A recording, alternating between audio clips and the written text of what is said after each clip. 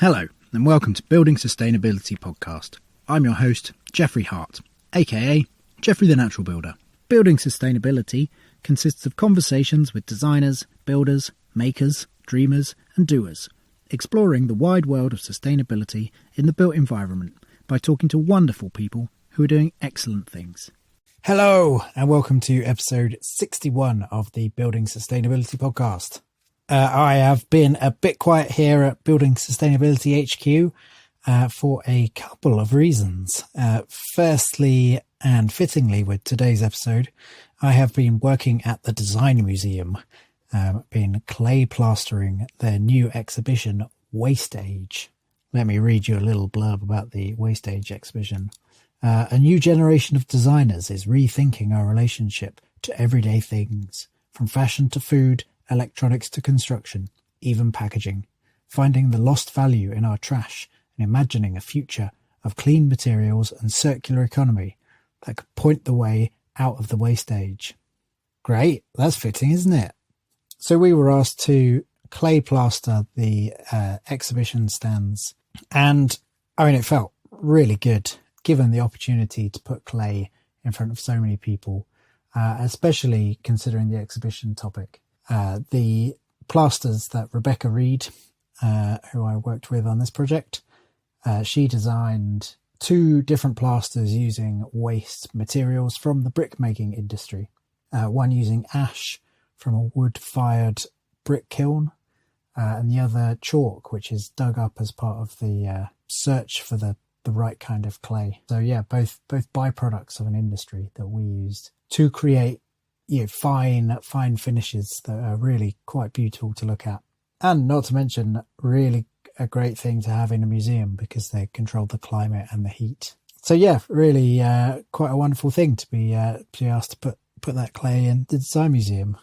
And for me, the original reason I actually said yes to the project was that the Design Museum was a really big, important point in my life. When I was studying for my A-level in design technology, they had an exhibition about chairs that I went to see while we were doing a chair project.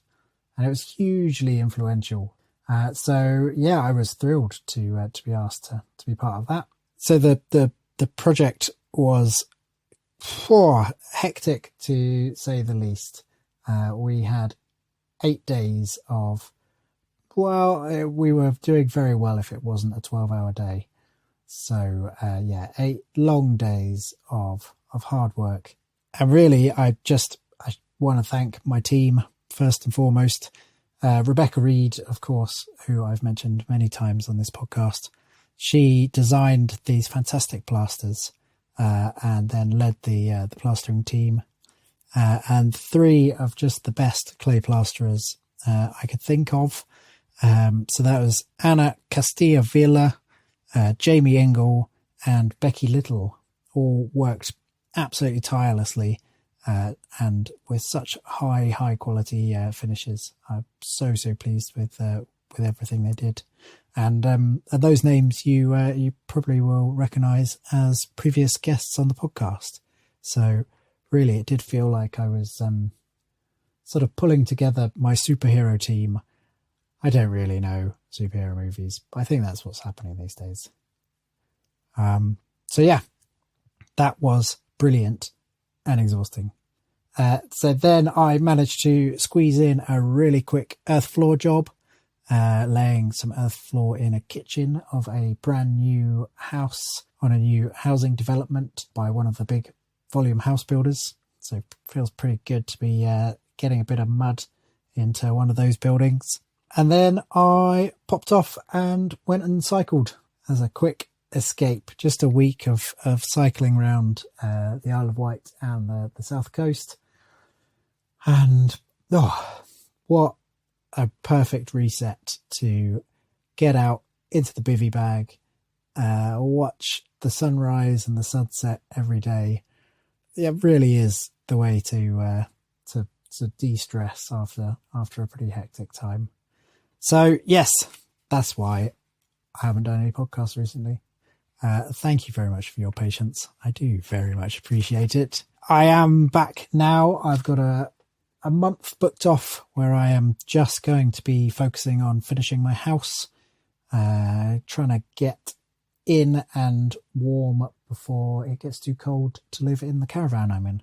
But yeah, we've got some great guests for the podcast coming up, and I very much can't wait to share them with you. Before this episode, though, just want to say a very quick and hugely heartfelt thank you to Claire Henderson, to Sarah Krishna, and to Anna Kostreva. Apologies if I've pronounced any of those names wrong.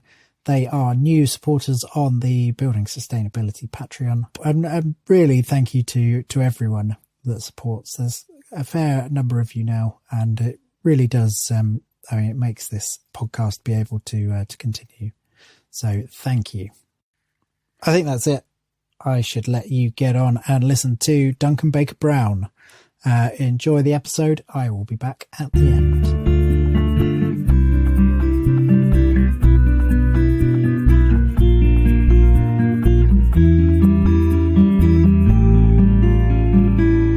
I'm a practicing architect. I'm also an author. I wrote a book called The Reuse Atlas, subtitled A Designer's Guide Towards a Circular Economy. I've sort of taught and researched around sustainable design since 1994. So I've mixed research, practice, and teaching. I also describe myself as an environmental activist within the industry, the construction sector, and architecture. Okay, well, I wanted to start with something I heard on a video that you did, which was the origins of the term waste. Well, at the University of Brighton, I've been fortunate enough to work with people that know a lot more than I do about waste. So Dr. Ryan Woodard at the University of Brighton, he says that the sort of concept of waste was sort of invented in about 1861 in the UK, in England. And it was at that point that we were so, as a nation, became wealthy on the plunder from our Commonwealth, from our empire, because obviously we were just plundering the planet at the time, whether that was resources or people or whatever. And we weren't paying for it. That we were able to start throwing stuff away. So it was with the brick industry as well.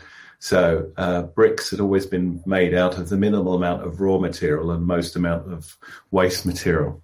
And of course, dustmen get their name because that was literally the only thing that was being thrown away, and even dust could be collected to be part of the process of making bricks.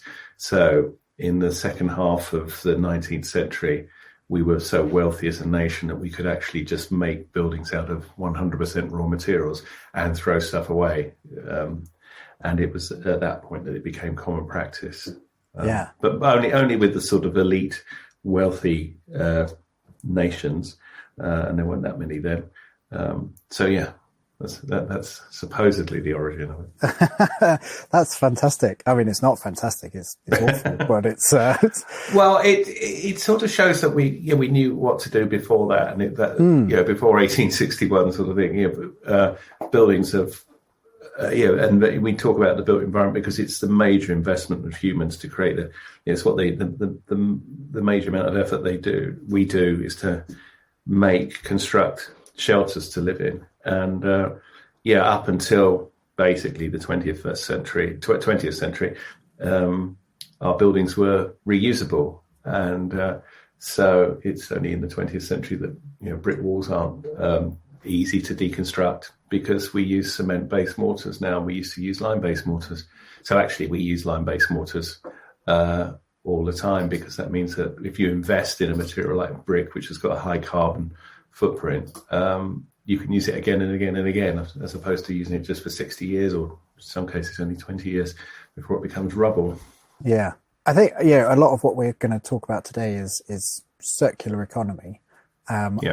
Circular economy is maybe a term that people have heard a lot, but maybe don't sort of fully have a grasp of. Can you give an example? Yeah, of course. I mean, I start by saying the way we exist at the moment is not like a circular economy. We exist as a linear economy. So, and we're pretty much the only system in the natural world that does this. So we take materials, we mine and harvest materials, we process them into things, and then we use them for moments, and then we throw them away. So wherever humans have been or are, there is a pile of waste. If you think about the rest of the planet, waste from one ecosystem is food and a resource for another system. So we're literally the only linear system on the planet that doesn't get sorted out and turned into a circular system. A circular economy is a world of closed-loop systems, which is exactly what the natural world is. It's a closed-loop system. There's no waste in the natural world. Everything's used.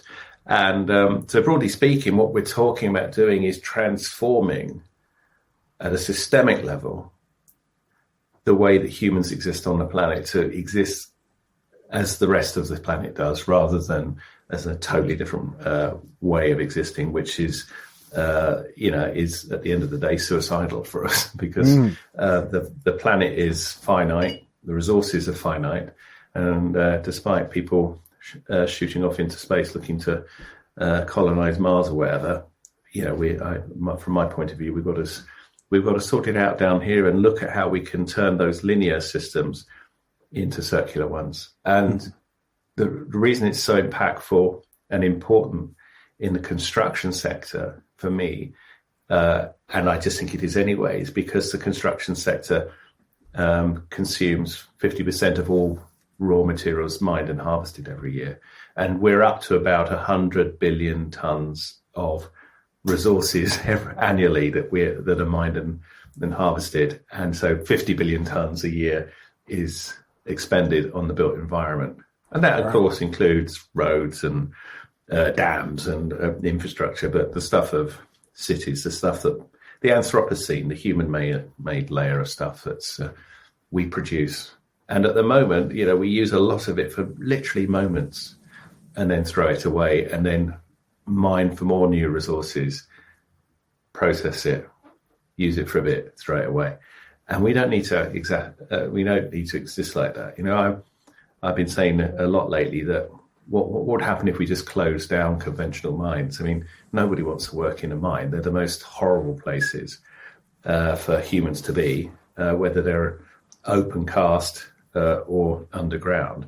And they are one of the main reasons for the loss of natural habitat. It's the destruction of the natural habitat for resources, whether those resources are beef or copper or whatever. So it's the resources that humans consume.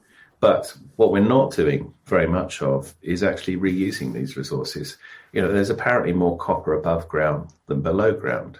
Right. So with that in mind, we'll use the stuff that's above ground then, look at it. So I came up with this phrase, mine the Anthropocene. So close down conventional mines and mine the Anthropocene.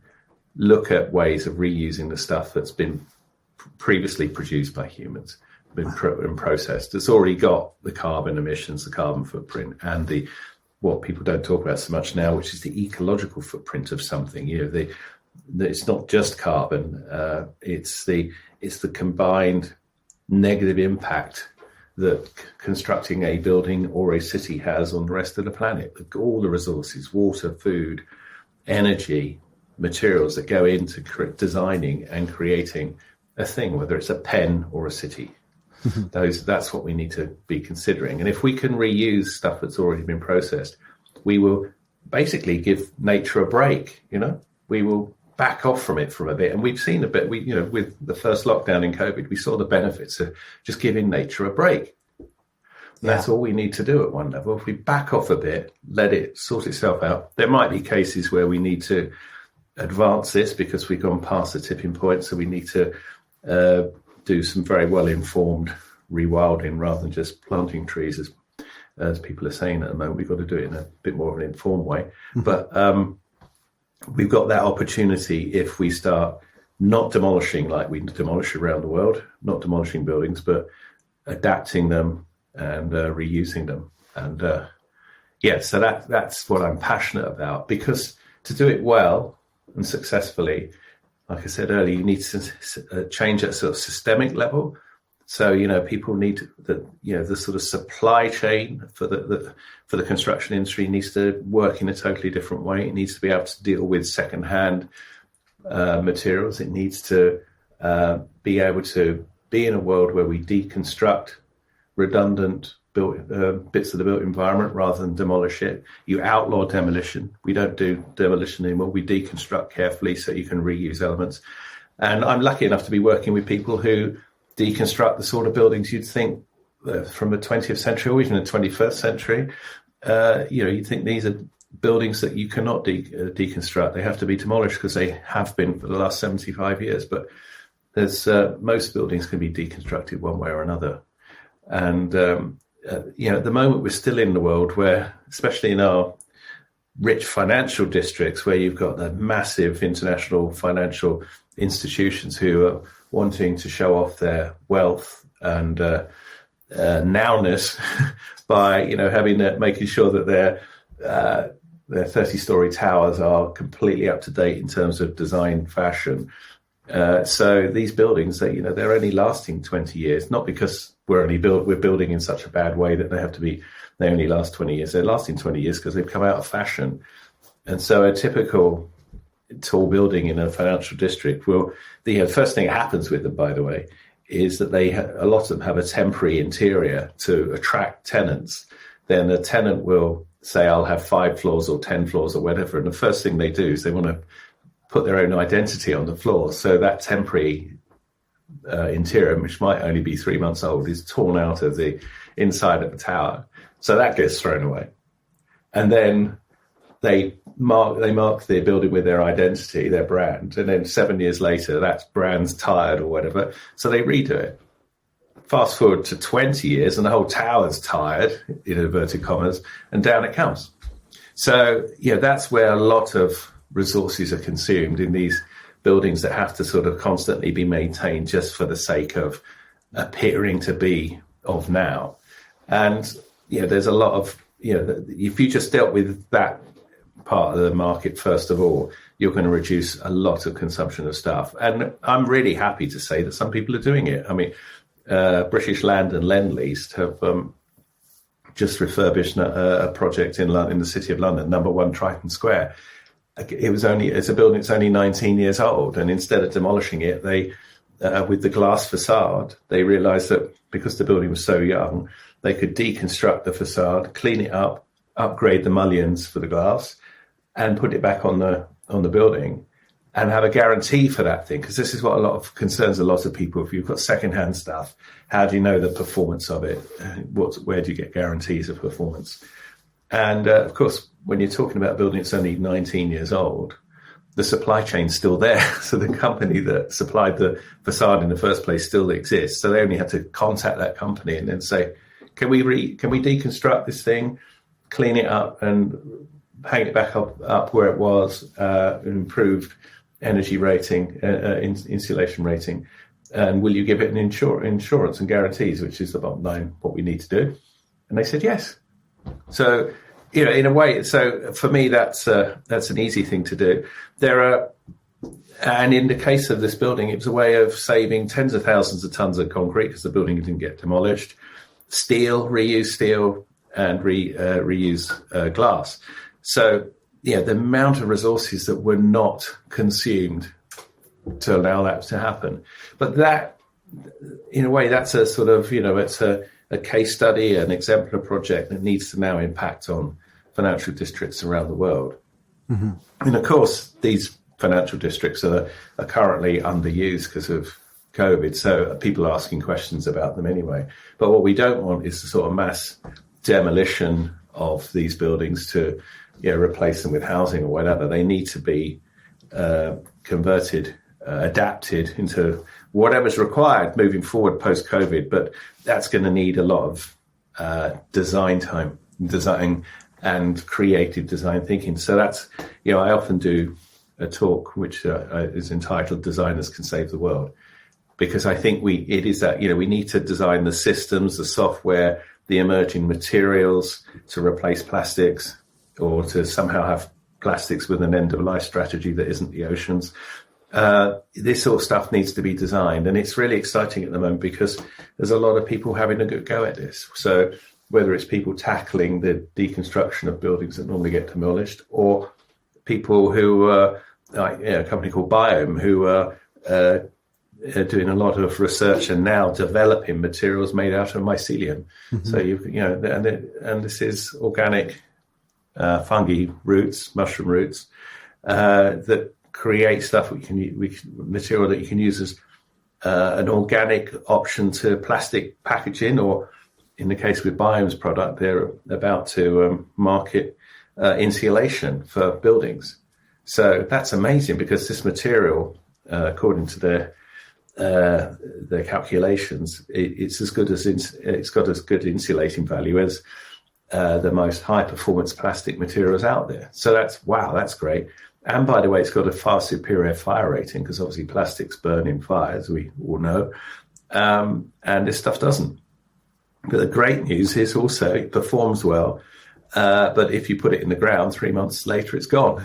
So as opposed to being part of the Anthropocene like plastic waste is. So, and one day we're going to have this sort of mycelium mix that when it grows, it consumes the food stock for it is plastic. So there's a one day we could even have old plastic insulation being the food stock source for organic insulation. I mean, what an amazing thing. So I'm really heartened with these sorts of ideas, and but what we've really got to work on is convincing the world of architecture that we've got to sort of retrofit and adapt the existing built environment rather than demolish and start again.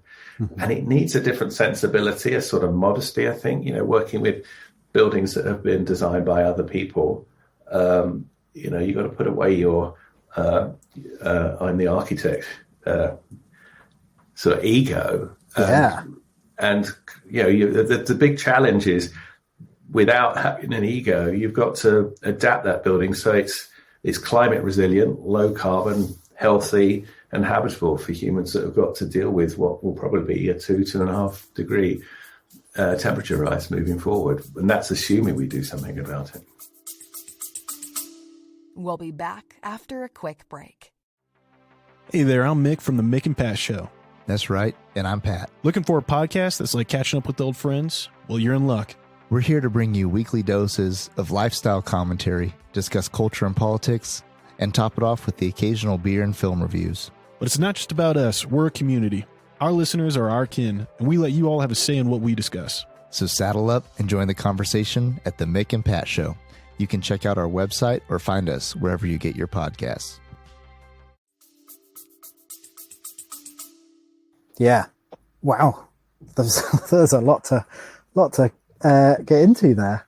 I think it's interesting that I hadn't considered that with the buildings being sort of renovated or redressed. I mean, it's very comparable to sort of fast fashion. Exactly. We're getting more and more sort of cycles that we can create a new look for, and they become faster and faster. Well, I'm working with a consultancy called Rota Deconstruction, based in Brussels, and they're part of the team deconstructing some so-called redundant, in inverted commas, buildings in the World Trade Center. And so they're deconstructing it, and they've got a digital platform, so you can buy this stuff via the digital platform, and they've got the warehouses and yards to store the material as well. I've been to see it. So, this stuff is happening. I'm also working on a EU Interreg funded project with them, which is identifying across 6 Northern European countries, 1,500 suppliers who are dealing with the deconstruction of buildings, but crucially also the introduction of that material into the supply chain. So, this stuff is happening. Yeah. So when that's published, that is an amazing resource. If you want to check it out online, it's called F for Freddy, CRBE, FCRBE, Interreg FCRBE. Have a look at that, because they've already published some documents online, which in effect are things like a guideline to spotting the sort of the materials and systems that that are deconstructible rather than recyclable. So there's a whole difference, obviously, between reuse and recycling. Reuse is a lot more of a bigger deal. So, I think these things are happening. It just needs to be more commonplace. And we need the legislation on board to encourage people to work with existing environments and adapt them rather than clear, fell and demolish. Because, at the moment, we're in a world in the UK where VAT at 20% is applied to retrofit projects. So if you've got £300 or £3 million to spend on retrofitting a building, a residential building, you'll be giving 20% of that to the Chancellor of the Exchequer. If you demolish the building and build from new, you don't have to pay VAT at all. Oh, wow. So we're That's actively ridiculous. Encouraging. And people still don't realise that, but that's a huge, huge barrier to retrofit. Big developers would be reusing and adapting existing buildings for new housing, in inverted commas, housing schemes if the tax laws were encouraging retrofit, but they don't at the moment. And there are campaigns. The Architects Journal has its Retro First campaign. There's a campaign there was a sort of you could sign up on a government website sort of to get central government, not central government, Parliament talking about the VAT issue, but they haven't.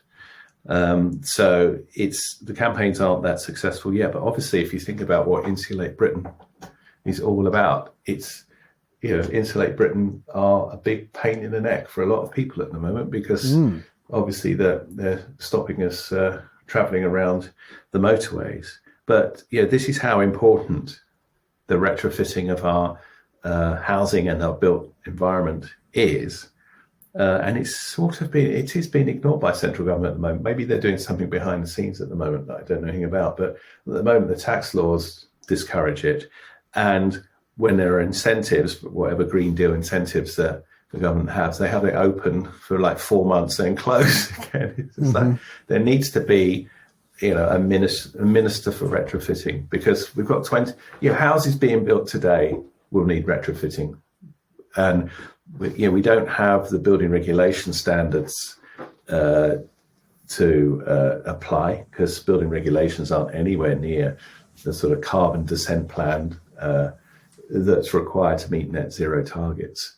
And what's becoming apparent, there is, on the good side, good news actually, is there's a lot of organisations in the UK construction sector who have in effect got an agreed consensus on a whole life carbon descent plan. So what I'm talking about is the sort of carbon footprint of the materials and that go into making a building, and then the operational carbon, i.e. the energy costs, heating and energy costs of a building during its life, but also the cost of throwing it away or not at the end of its life. So that whole life, when you add those things together, that's sort of whole life carbon.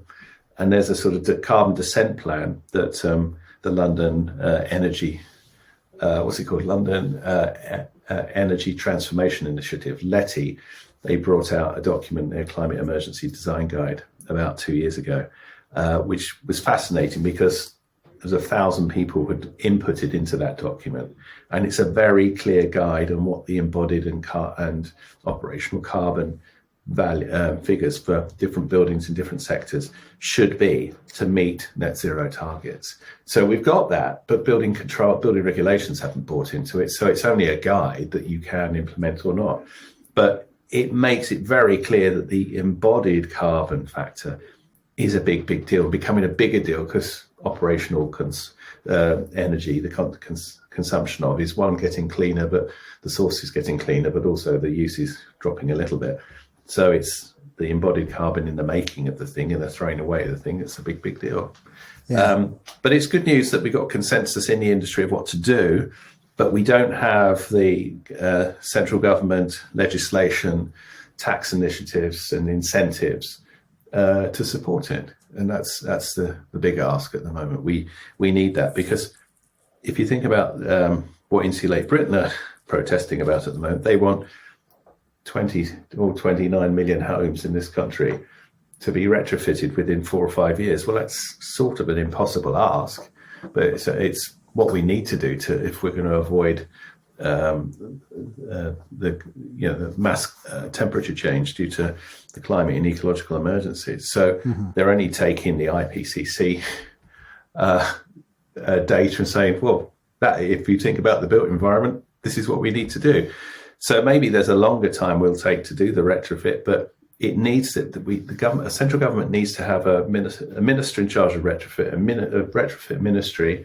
We got the retrofit academy. We need to be teaching the skills. But the bottom line is, from the point of view of the government, it's a huge employment opportunity. You can think of the retrofitting of our built environment as a national infrastructure project, but it's rolled out across the whole of the country, and it's going to create jobs and training and jobs and money, people's wages. But also the bottom line is you're going to have climate resilient, comfortable, low carbon built environment for people to live in. And at the moment, you've got thousands of people suffering from, well, millions of people suffering from fuel poverty every year, and thousands of people dying every year from being too cold, and in some cases in our summers too hot. So something's got to happen. But we're talking about something that might cost 500 or 600 billion pounds to do, which actually, on the scale of a country like the UK, is not a huge amount of money, especially if the benefit is going to be across the whole country in terms of employment, skills, blah, blah, blah. And it just makes something like HS2 look even more ridiculous than it is. Wow, to shave 20 minutes off your commute time, which we don't need to bother about anymore anyway. It's like 3.5 HS2s. Yeah. And that's not even considering the cost of, the rising cost of dealing with climate change. That's only going to get more and more expensive if we Exactly. don't. The more we delay it, the worse it's going to be. So at the moment, we're still talking about 1.5 degrees. If we act now, I don't think we can act quickly enough. I think that's one thing that Insulate Britain are pointing out, really. We can't act quick enough. Mm-hmm. So it's going to be worse than that. And therefore, what we have to do to our built environment to make it comfortable to live in is even more than we might have had to do 20 years ago when we knew about it, 30 years ago when we knew about it. And if you dig out really old press cuttings from 1918, you can see post First World War we knew about it as well. So it's interesting the degrees of climate denial, climate emergency denial that we have always, or for a long time, been in, and we still are. I think as a community of humans around the world, there's a large percentage of people who really are deniers of all of this. There's a lot of good things going on. I mean, I sound a bit gloomy, but there are good things going on in all parts of society. Even in the financial sector, there's good, encouraging things going on. But the bottom line is, you and I at the moment, before COP26, we don't know if it's going to be a success or not, because at the moment the sounds are people saying they're not even going to turn up. You talk about the Prime Minister of Australia, Scott Morrison, thinking about not turning up, and most of his country was scorched.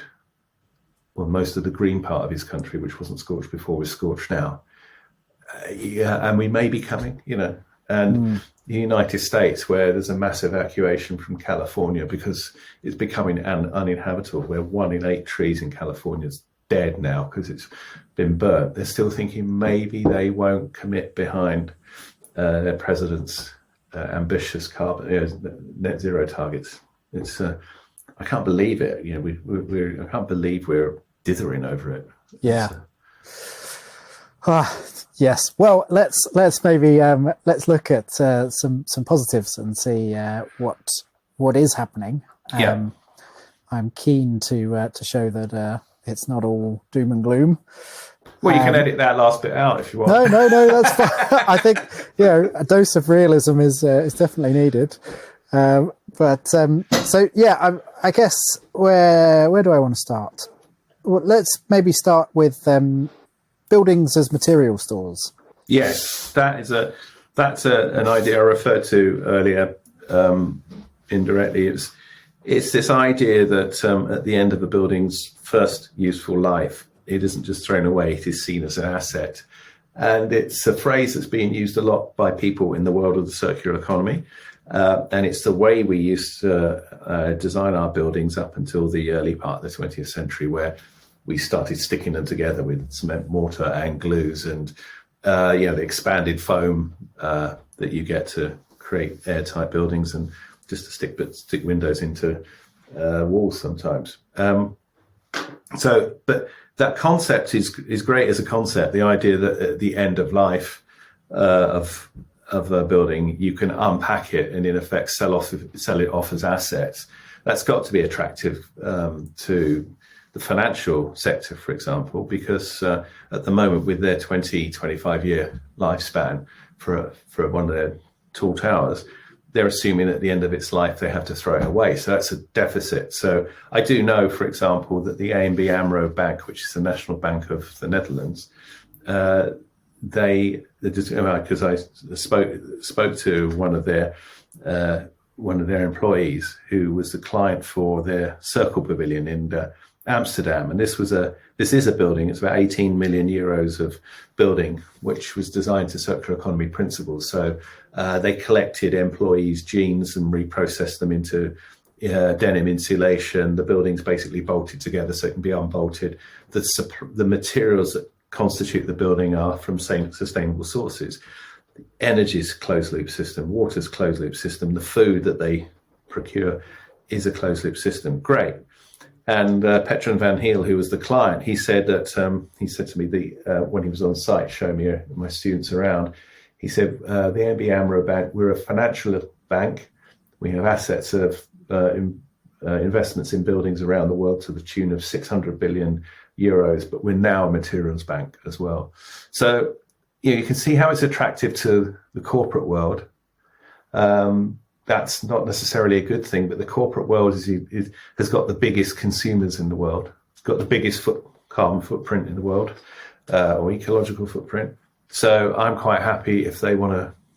For me, it might be a slightly short-termism, but I'm happy if they see their buildings as material banks, because within 20, 25 years now, if that's how they're constructing their buildings, then they will not need the natural resources that they need now to construct more towers, because they'll be making them out the assets of other towers. So I think it's quite an attractive idea that the corporate world takes this on board as well. However, there are other challenges. So before I talk about those challenges, actually, it's this idea of buildings as a material store. I think if you think of your existing built environment like that as well, again, it's a sort of different way of thinking about the building, and therefore it might encourage you to deconstruct your building rather than demolish it, because you see it as an asset of stuff. And what's interesting now is you've got companies mapping these assets, so which obviously mainly in cities. And so you've got companies like Metabolic, who they do these three-dimensional resource maps of cities. By the way, they do these maps of the flows of stuff, and cities are obviously where stuff all comes and congregates, but at the moment it tends to flow in and out.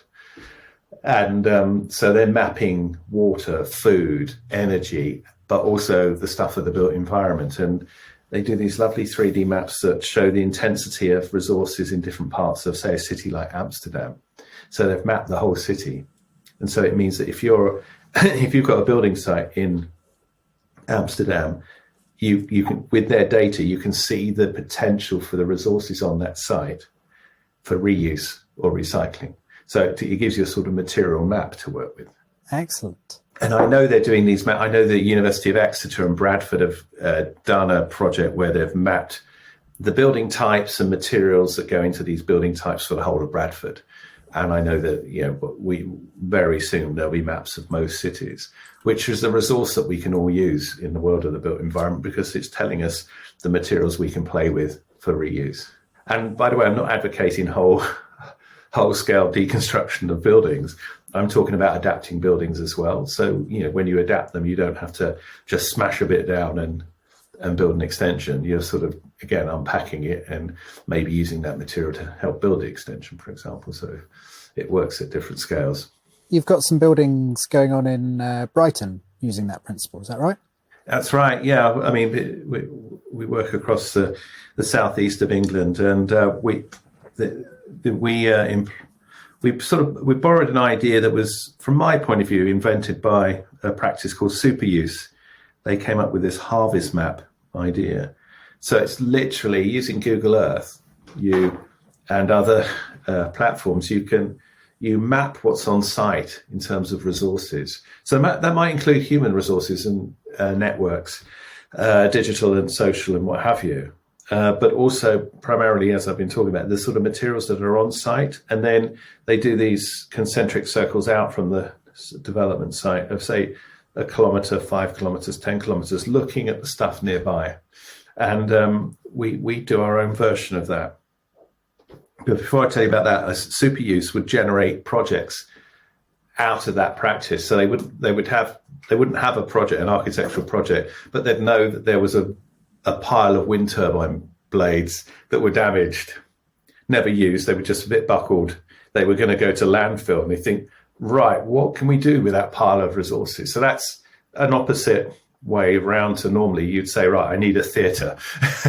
Now let's find the material for the theatre. Well, you might, large wind turbine blades might not be able to make a theatre. So you have to think about how they could be used. And they've used them for children's playgrounds. I mean, some of the parts of the section through the blades is so big that they can make a cafe out of a bit of it. And then the smaller bits are bits for the kids to climb on and stuff. But they've done a number of playgrounds just from that resource of material. So they've diverted it from landfill. But there's something that we do as well. And the first time we did it was in the year 2000, where we did a resource map for a project in Romney Marsh, which is rural. It's near Rye, and it was for the Kent Wildlife Trust. And we designed and constructed this building only using locally sourced material. So just north of the site, they were growing wheat and barley, so we got straw. South of the site was Duncan, which is the largest shingle escarpment in the world. So we got shingle. And we were able to use local timber, etc. So we designed and constructed this building just using material from within a 10-mile radius. And then we've done that with numerous buildings, because in the southeast we've got a lot of woodland, a lot of managed woodland, coppice woodland, sweet chestnut, for example, which has been around since the Romans have first brought it over because it's so durable. And so you've got this amazing resource in east and west Sussex, and it actually goes around all of London. These woodlands that have only been around because they are actually the source of material for whatever industrial age you were talking about. So from the Romans through to Iron Age, in the Middle Ages, etc. And recently, in the last 30 years, a colleague of mine, Nigel Braden, proved with the BRE that quick grain sweet chestnut from coppices, which tends to be 20 or 25 years old before it's cut back, is more durable than 300-year-old oak. So to sort of leave the oak trees alone, let them support 1,000 species or whatever they do when they're healthy, which is, they do a lot for us, so don't chop the oak trees down. But rework these working woodlands that historically have produced charcoal and fence posts. And now actually this material is so good, and with a bit of modern engineering, you can create very robust timber cladding. And we can also turn it into glue laminated structures, columns and beams, etc. So the most amazing thing, though, is if you rework these woodlands, and after the late 80s, the market for them fell away, so they weren't worked. If you work them, i.e. you cut down the poles every 25 years, you get a greater level of biodiversity than if you leave them alone, because they're human constructed environments, but they can support a biodiverse environment. So we've got a lot of this sort of material around. We've got a lot of chalk because we're on the downs, which is an amazing material to work with. So if we with my practice Baker Brown, if we're working on a project, we look at what's on site. In some cases, we've got a project at the moment where the original house was burnt down. So we've got burnt bricks, we've got burnt blockwork. We can use that material as aggregates for new tiles, new floor finishes. But we've got a lot of chalk as well. So that chalk, we can actually burn some of it, which obviously creates a carbon footprint. But we can burn some of it to create quicklime, which is traditionally what was done on the South Downs with chalk. And we can create mortar, a lime-based mortar for our new house. We can also create lovely plasters. We've got clay, a white clay from nearby in Plumpton, which we're using for plaster inside, a clay plaster. So these are materials that are just all around the site. They're by using the brickwork and the blockwork that's damaged on site, we're avoiding that stuff being sent off for incineration. We're using it as aggregates, so we're locking it on site. But we're at the moment, unfortunately, in the southeast and beyond, actually, there's ash dieback. So we've got we're busy at the moment chasing lorries that are stacked up with dead or dying or diseased anyway, ash trees. And we're using that material for structure and joinery for our projects as well. And in some cases, we've got a project which is a permanent pavilion for Glyndebourne Opera House. There we did a resource map, which included identifying food waste on site. So luckily, because we do research as well as practice, sometimes the research really does inform the practice. And so a few years ago, we worked on a Interreg EU-funded project, which asked us to locate waste streams and to turn those waste streams into products for the construction sector. And one thing we did is we found there's a lot of construction waste, masonry and what have you, but we found a restaurant in Brighton that threw away 55,000 oyster shells a year. And we collected those oyster shells and we burnt some of them to create quicklime and crunched up the other oyster shells to make the aggregates, mixed them with the quicklime and some water, and you've got concrete at the end of the day made from 100% oyster shells. Now, I didn't know that off the top of my head. We worked with a genius guy called Ben Bosons from Local Work Studio, but he's interesting because he's a graduate of the RCA as a ceramicist, but then went and worked in the Belgian brick industry for hand-thrown bricks, and then became an expert on traditional construction technologies. And that whole seashell lime mortar thing is something the Romans discovered. So I'm telling you that because it requires that sort of research and reflection on the way that we used to exist. How did we do it before we could just burn huge quantities of fossil fuels to get whatever we wanted? We need that reflection. And that's allowed us, we made these tiles out of 100% oyster shell waste. We also found duvets, by the way, for insulation, because in Brighton we've got 2 universities with students, obviously, and we've got lots of hotels. And so at the moment it's easier to buy a duvet or cheaper to buy a duvet than it is to clean one. So that's a huge bulky waste problem, and actually duvets have a TOG value, which is in effect their insulation value. So we're able to test these products because we did something in 2014, by the way. We built this 2-story building just out of waste material, and it's called the Waste House, even though it's not a house. It's actually a 2-story teaching facility on campus at University of Brighton. And it was built by students in just a year. But the reason we did that is to prove that the sort of waste coming off construction sites was valuable. And at the time, for every 5 houses we were building in the UK, 1 house worth of waste was going to incineration or landfill. So it's 20% of everything arriving on a building site was being thrown away. So initially we said, right, that stuff being thrown away, we will prove that you can design a building to passive house standards, get students to build it as a sort of learning experience. We had design students and construction students together with their staff, their teachers, and an amazing site agent. And we also partnered with Freegal UK. So Freegal is an online platform for swapping stuff. So we had the amazing Kat Fletcher of Freegal, who sourced material for us. And initially we were just using construction material. But then Kat said, why not raise awareness of the stuff people throw away on a day-to-day basis? And this was before Blue Planet 2, David Attenborough's Blue Planet 2, and people realizing that our oceans were full of plastic. So we started capturing stuff like 20,000 toothbrushes. And we put those toothbrushes into the fabric of the building. We had 4,000 DVDs, 4,000 VHS videos from the late 80s and 90s. These things are still around us. We don't use them anymore, but they're still around. They're part of the Anthropocene. So the building went from, look, we can design to passive house standards with kids building it using construction waste, to we've created this vessel containing products without an end-of-life strategy. And on a campus that was, a number of the courses on campus were around design, product design, architecture, interiors, whatever. It's a sort of a lesson for students to learn to, when they're designing things, think of the end of life strategy. And those toothbrushes, for example, they were made from a fossil fuel that took millions of years to process. They then took moments to be processed into plastic, into toothbrushes. Then they're put on an aeroplane, flown from New York to Gatwick in London, and then sent to incineration. That is the life cycle of that product, which is obviously very unintelligent.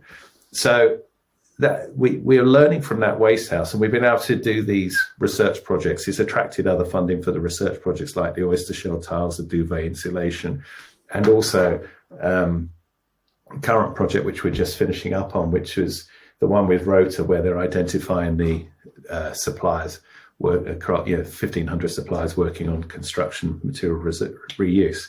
And our role within that project was to do a summer school called the School of Reconstruction, which we had to do the digital version of it this summer. Last year, we were meant to be doing the physical version, where we're getting students from across Europe to come and spend 2 weeks in Brighton and to sort of reassess the value of deconstructed material in the construction, from the construction sector. And what was amazing, we partnered with Brighton Hove City Council, and they were going to deconstruct a building up for demolition for this project. So they were in effect going to unpack a building and then pile it up in its elemental parts in a playground in an empty school. And that was going to be the School of Reconstruction for 2 weeks. But in the end, we had to do the digital version. But that was just as successful because we got students from all over the world, because it was all via Teams, and we got tutors from all over the world as well. So we just got this great team of people working on amazing projects for a week. So we were able to do it in lots of different ways, and all that work means that we're able to employ in quite a very informed way, these things on real projects. And so at the moment, as a practice, we're working on our own projects, employing circular economy principles, but we're also advising design teams on larger projects. So we're doing resource maps for, sites former industrial sites that are going to have 800 homes plus all the other stuff. Actually, let's say that the stuff that's on site now, this is how you can reuse it in your new development. So you don't have to the first thing you do is you don't just sort of clear fill everything on site, scrape it up, throw it away. Then, by the way, buy the similar stuff and put it back, which is what most people do at the moment. Yes, there's a sort of a desire for cleanness, isn't there? Oh gosh, you want a clean slate to start from, clean, fresh materials to go in. And I understand that in some ways, because I know from personal building projects where we've used reclaimed materials, that the time it took me to process, all these sort of odds and sods and bits that needed nails pulling out of, and working out how to fit some dissimilar materials together, it ended up costing, in a sort of time sense, much more. So I'm intrigued to know, does it happen at scale? Is that when it becomes cost effective? Yeah, I think so. We need the digital and physical infrastructure to support it. So it is, having done their waste house, it was, that was a very challenging project, because what would happen is we'd find secondhand material, or people would give us secondhand material, and there'd be lots of it. And sometimes you didn't know what you were going to do with it. So that, by the way, that's one reason I agree with Rota. The people who are best placed to deal with the deconstruction of buildings are architects plus demolition people together. Demolition people know about the normal processes and networks for distribution, but architects know how buildings have been put together. Therefore, we can do the reverse engineering version of that and understand how to be unpacked. But yeah, it's taken pathfinders like Rota and Superuse to sort of set up the digital and physical infrastructure for themselves to do it in a sort of micro way. To do it in a big way, we need platforms like Amazon, eBay, whatever. They're the material swapping platforms, or someone like that. I know large large companies, large construction companies do it internally now because it's cheaper to swap 200 sheets of plasterboard from one site to another rather than pay for it to be thrown away, which is what they're doing. But what I also I know that there was a white paper just before lockdown that was presented to the government, which presented a case for an online resource, a digital resource swapping platform. So I think there's a lot of people understanding the potential of it to be impactful. But you doing it on your own or me doing it on your own at the moment, you certainly don't save money doing it. You save resources, and you spend your money in a different way. But hopefully moving forward, when a lot more people understand what's required, and London's got a circular economy route map for the construction sector. Brighton's about to publish its, because I've been involved with it. And one of the first things they're saying is you need this thing called a remanufactory, which is an industrial building, well, basically a sheltered space that receives the stuff coming off these building sites, cleans it up, sorts it, markets it for redistribution. And but that's a warehouse, isn't it? Yeah. But I think because it's, in some cases, it's dealing with a bit of recycling as well as reuse, and it's new. These initial remanufactories will also have an R&D side to them. Yeah. And that's what I'm looking at doing. That's going to be our next project, is to work on a remanufactory for a local authority somewhere, because that's what we need. We need the systems in place to support the methodologies. Yeah. I think the Rota thing is fantastic. I've been perusing their website this morning, looking at interesting door handles and coat hooks and, tiles. I found some tiles. I was like, yes, I want those. But then obviously, that's they're not my local material. No, they're not. And they won't even ship them to me. So is there something similar? There are lots of emerging small companies having a go at it. And I think, what we need is, it's an organisation called MyRog that proffered this white paper, and we need it at a national scale. There needs to be you could say that we do have it. We have Freegal at the moment, and we do. We use Freegal to get materials, but something that's focused on the construction sector, we don't really have at the moment. There's lots of smaller organisations, and I don't really want to name one without naming the other 17. There's lots of people having a go. Yeah. Yeah. Well, I'm actually wearing my Bristol Wood Recycling Project t-shirt. There you go. Nice. So yes, the wood recycling networks. Well, that one needs a name check because that's quite successful, isn't it? And it was started down in Brighton, wasn't it? Yeah. Exactly. So, but what I find interesting about that is it works. So I worked for Bristol Wood Recycling Project. Okay. And it works because of an army of volunteers to sort of pull nails out of bits of wood and to help collect. And I wonder how, while that is a wonderful thing, it's creating community and places for often sort of hard to reach groups to sort of be in community. That doesn't seem like it's a scalable thing.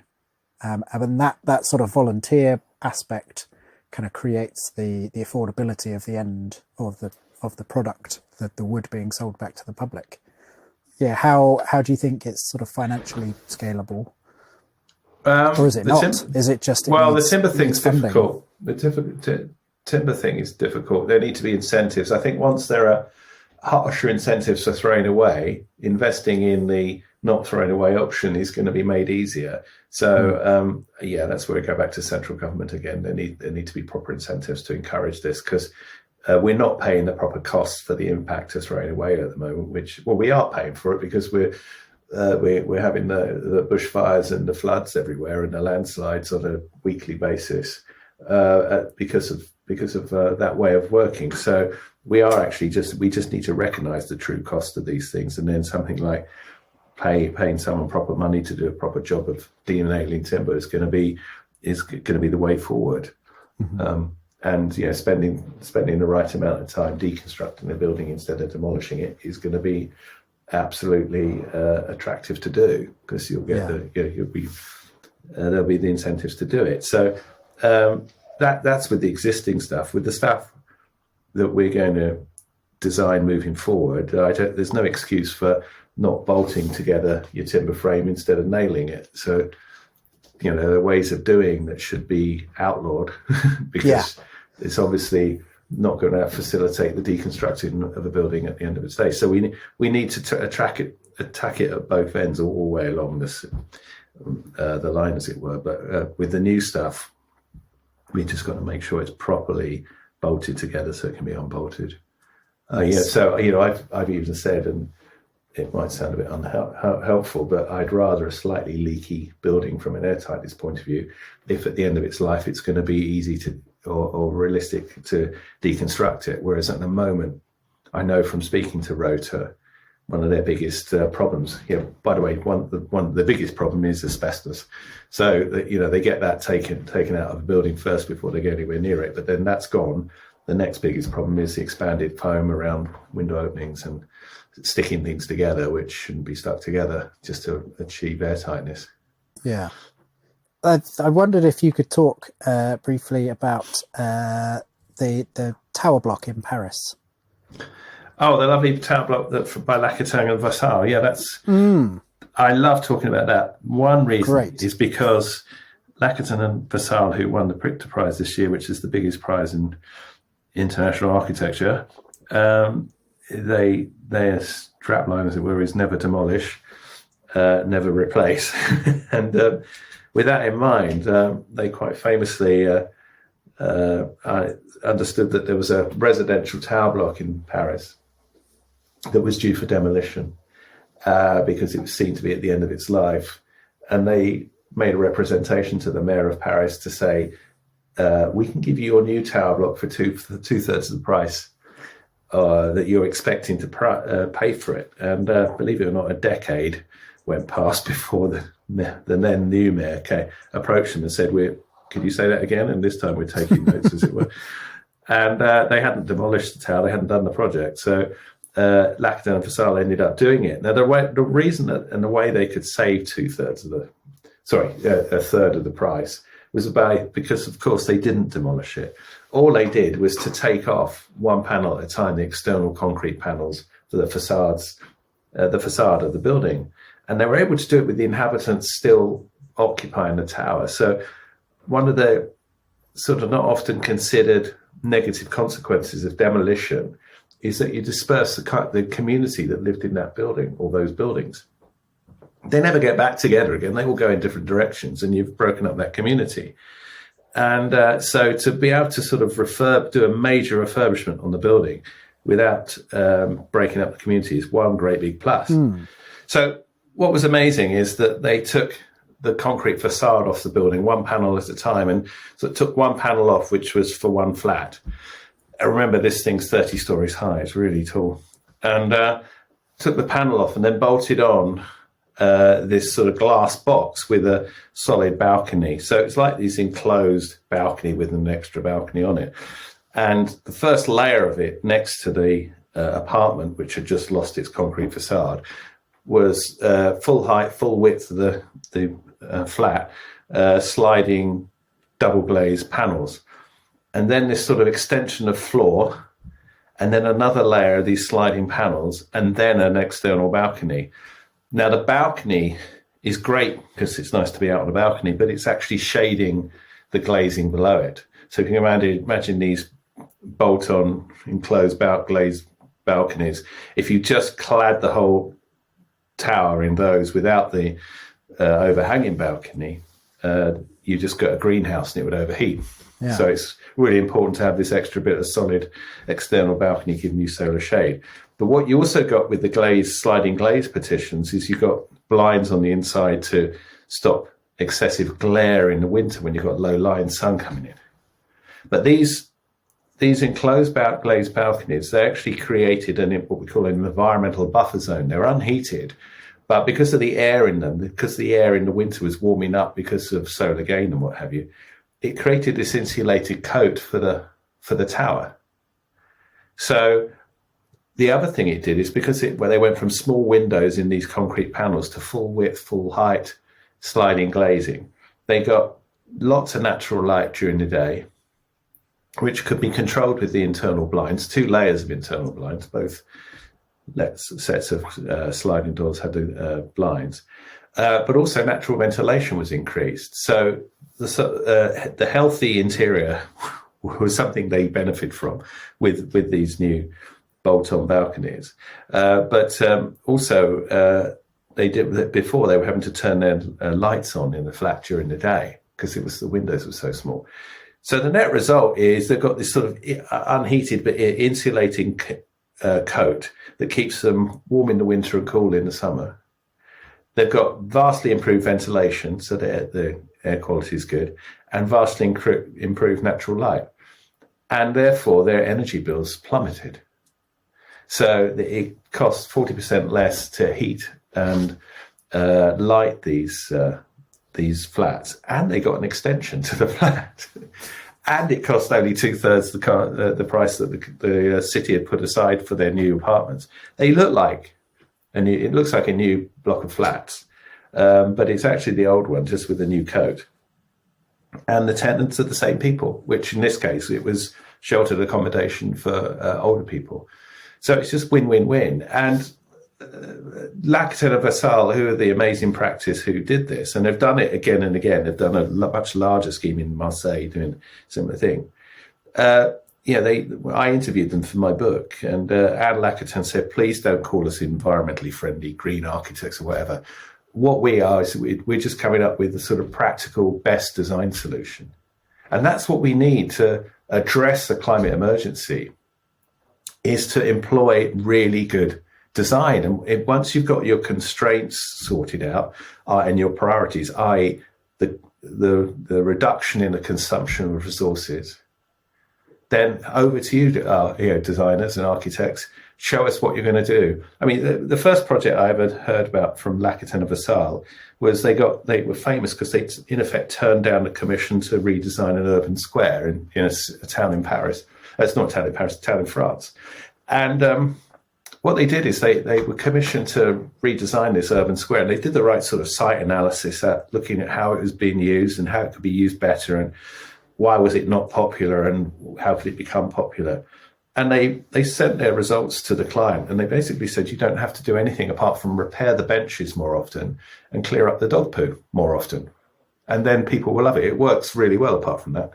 So we were all like jaws on the floor, because that's turning down a job. They were going to get tens of thousands of euros of fee, and they did their first bit of work and said, we don't need to do anything here. The guts to say nothing needs to be done apart from, well, maybe nothing or a bit, is what it takes. It's being authentic with your research and having a clear response. And, we as humankind have got to respond to the climate and ecological emergency and do that in an authentic way.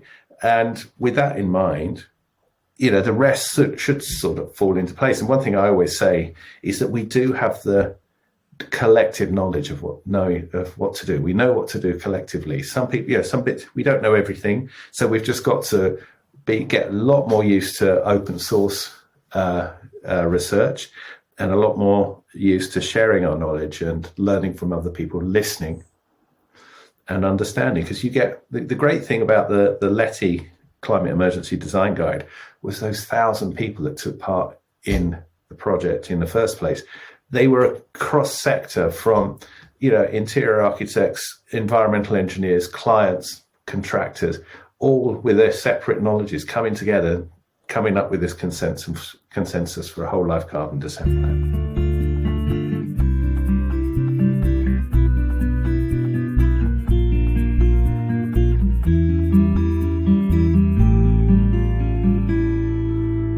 Thank you so much to Duncan Baker-Brown. That was so densely packed with information.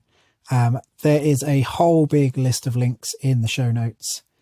So do make sure you click through to those and get really into that library of information. Before I go, I just wanted to say, if you are one of the 300 or so that listen to this on Apple Podcasts in its very first week, then please, if you get a second, head to the Building Sustainability Apple page and leave a review. Leave a nice 5-star rating. Yeah, why not? that really does do a huge amount for getting the podcast noticed. That would be swell. And general sort of liking and sharing and telling your friends. You know the score. Okay, that's it. Thank you, everyone. I look forward to being back with you all soon. Until next time, bye-bye.